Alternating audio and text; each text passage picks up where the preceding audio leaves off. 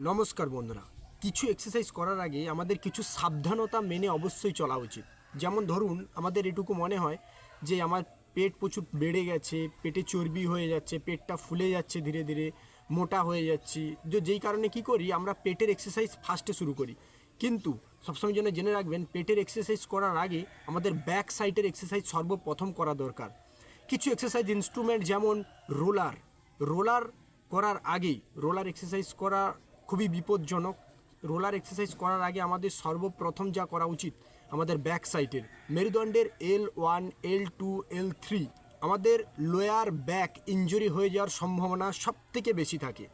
যেই কারণে পেটের এক্সারসাইজ, অ্যাপস, সিক্স প্যাক এই ধরনের এক্সারসাইজ করার আগে আমাদের সর্বপ্রথম ব্যাক অর্থাৎ আমাদের মেরুদণ্ড, কোমরের এগুলোর এক্সারসাইজ সর্বপ্রথম করা দরকার। তারপরেই আমাদের পেটের এক্সারসাইজ করা দরকার।